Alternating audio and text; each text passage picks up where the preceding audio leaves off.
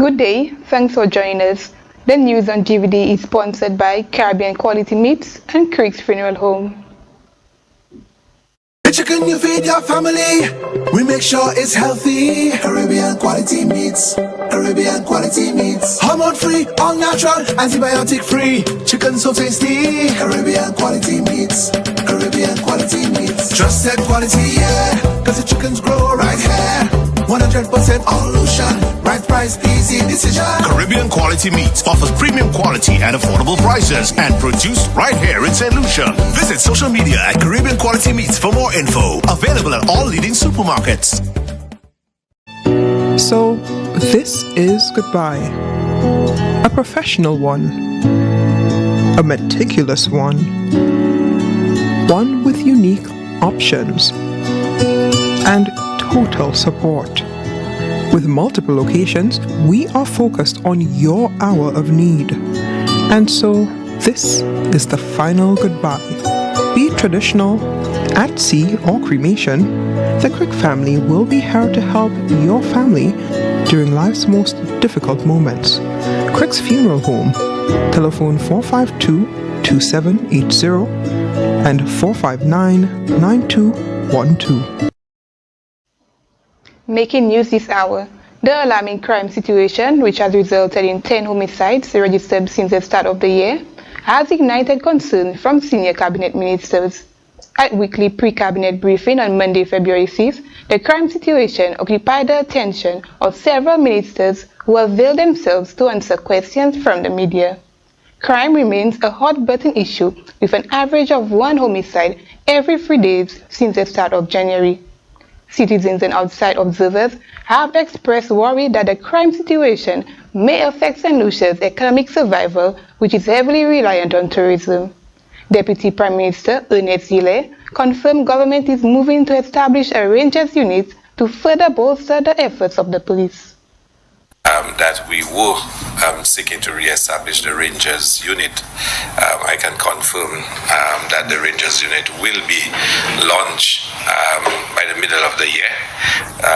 We intend to complete all the preparations and all the necessary equipping and to have the Rangers program fully in place and to lend further support to the police force as they deal with other issues that confront them. In the face of mounting crime, the Prime Minister and Minister for National Security says government will continue to support the efforts of law enforcement. Honorable Philip J. Pierre, his government, has given the police more independence and increased their number to effectively police the state. There is absolutely no reason why any government or any citizen would want crime in a country. But I mean, what does a country have to gain by crime, by violence? Where is the gain by violence? You understand? So the idea of coming together as if it's something that you should be divided about is superfluous. You come together on things that divide you. But there ought to be no reason why we need to have any doubt that crime is not good for a country. So why are there two sides as it relates to crime? Why is there an opposition side and a government side when it comes to crime? Why? Or violence? There's no need for a government side and an opposition side. I have said publicly, and I will say it again, that the police have all the powers within the law to bring an end to the situation. All the powers. Former Prime Minister and leader of the opposition, Alan Chasney, is calling on the government to immediately relocate the St. Jude's Hospital from the George Orlam Stadium to the ground floor of the modern complex on the regional hospital site. The appeal echoed in his New Year's address to the nation follows a recent revelation by the Prime Minister that his government plans to use a section of the box previously heavily criticized by himself and other members of his party. Makiba Eiffel reports. Alan Chasney says the government's decision to spend $200 million of borrowed funds to finish the old St. Jude's Hospital is a complete waste. The leader of the opposition and former Prime Minister argues that the modern structure commissioned and started by his administration can be completed in under a year and with less than half of the current budget. He says, like many citizens, he remains perplexed that the government hasn't demonstrated the urgency to complete a modern hospital for the people of the South. Instead, they're wasting valuable time and resources by rebuilding an outdated 80-year-old structure just to score cheap political points. It is my hope that the nurses, doctors, and the people of the South who have suffered the indignity of being housed in the stadium for the past 14 years will rise up against such a backward and senseless decision. In a turn of events, leaving many observers in awe, Prime Minister Philip J. Pierre recently announced that his government plans to use part of the hospital started by the former administration. Honorable Philip J. Pierre has heavily criticized the project, describing the concept as a box. We are using 2 billion from the box, physiotherapy and dialysis, right? And then 2 more buildings, and then the rest is going to be the east wing. It's the surgical part. Alan Chasney says the Prime Minister must now move beyond flip-flopping and let good sense prevail. Now that the government has admitted to using part of the box, we must demand that St. Jude's Hospital be moved immediately to the ground floor of the new building, which is already 75% complete and will only take 6 months to finish. They deserve better. We all deserve better. It has been 14 years since St. Jude's Hospital was destroyed by fire. From the GVD News Desk, I am Makiba Eiffel reporting. Angry drivers plying the Soufrière-Fosséjac route are back to work following yesterday's seek-out. The president of the National Council on Public Transportation hit the emergency switch on Monday morning to make the long journey southwest to Fosséjac. Mr. Godfrey Ferdinand held a meeting with Fosséjac Minibus Association executives informing drivers of promised repairs by the Ministry of Infrastructure. A deal was subsequently struck. While the drivers agreed to resume work, they said they will be holding the authorities to their word. Drivers plying the Fosséjac to Soufrière route applied the brakes early Monday over frustrations concerning deplorable road conditions. The drivers say the bad roads which they must ply daily has been affecting them for some time now, so they decided to take collective action to register their disapproval. In an exclusive interview with GVD TV, President of the Fosséjac Minibus Association, Mr. Simeon Kazabo, explained that the current situation is taking a hit on their pockets as they have to undertake more frequent replacement of parts and general maintenance. Basically, our members are basically complaining in terms of the road network. We basically still just stick out today. It's not actually a strike action. Basically so we cannot handle the condition of the road anymore. It's putting us under some serious stress, and we decided to just lay down our tools and probably just stay home.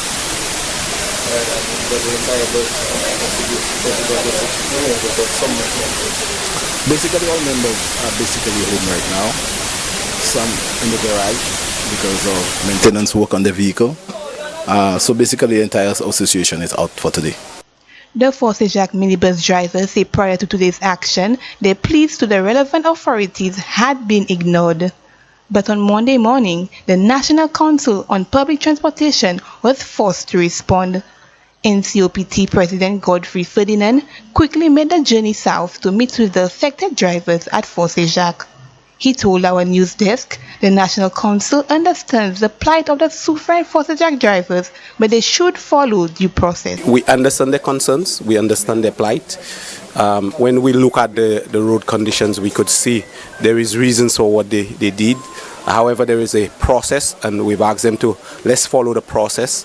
So hence the reason they will be going back to work. And after that, we will pen a letter to the officials stating their concerns and the different requirements that would be needed for us to continue operating in such conditions. Fort Jack residents who rely on the public transportation were left stranded for the most part of Monday due to the sick out. The association president warns that while drivers have agreed to resume service to the public, they will act if corrective action is not taken by the authorities.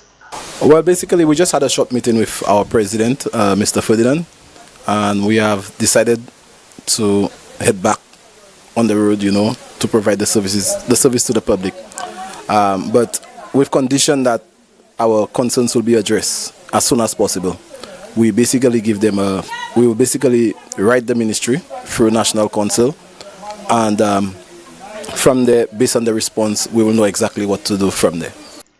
While road users around St. Lucia continue to maneuver bad roads daily, the Suffer Minibus Association drivers are the first in recent times to send a strong message extracting an urgent response from the Ministry of Infrastructure.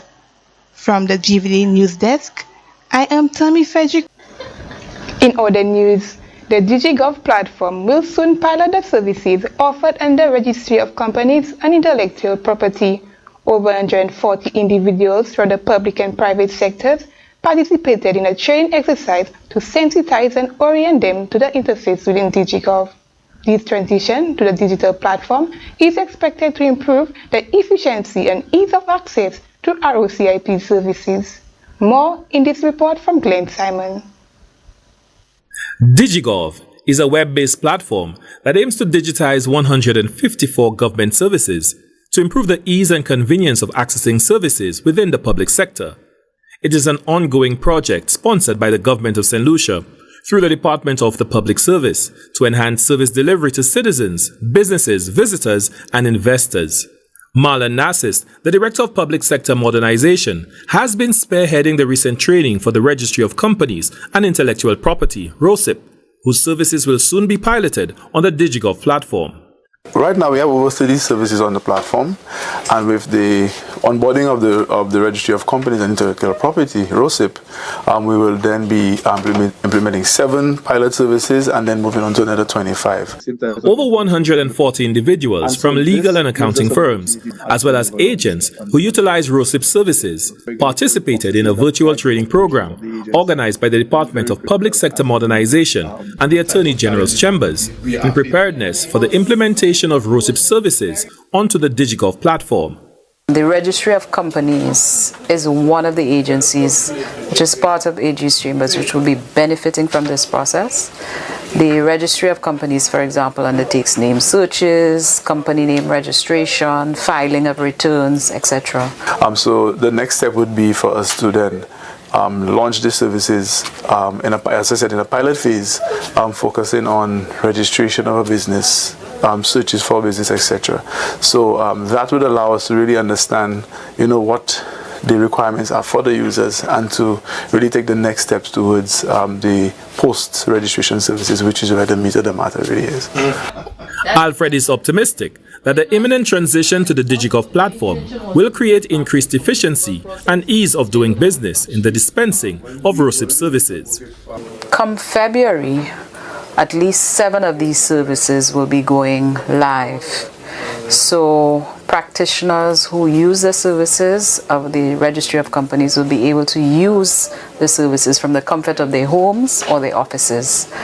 We are hoping that later in the year, the other services, such as the filing of annual returns, will also be live. The Director of Public Sector Modernization noted that the training focused on one of the most important and powerful aspects of the DigiGov platform, that of identity management. So identity management really is the holy grail of digital transformation. You must be able to identify your stakeholders, your users, as they come to utilize your system. So the transport department really was our proof of concept for digital identity management. So we've now completed the analysis, the assessments, and so we're taking the next step towards the development of a national authentication framework, which is a government identity management tool, to be able to identify its users of the system, whether it's a person or a business. We will have that ability to identify all users on the system. To access the numerous services offered under the DigiGov platform, visit digigov.govt.lc. For the National Competitiveness and Productivity Council, Glenn Simon reporting. Sponsored by Caribbean Quality Meats and Creek's Funeral Home. I am Tammy Frederick. Bye for now. The chicken you feed your family, we make sure it's healthy. Caribbean quality meats, Caribbean quality meats. Hormone free, all natural, antibiotic free. Chicken so tasty. Caribbean quality meats, Caribbean quality meats. Trusted quality, yeah, cause the chickens grow right here. 100% all ocean, right price, easy decision. Caribbean Quality Meats offers premium quality at affordable prices and produced right here in St. Lucia. Visit social media at Caribbean Quality Meats for more info. Available at all leading supermarkets. So, this is goodbye. A professional one. A meticulous one. One with unique options.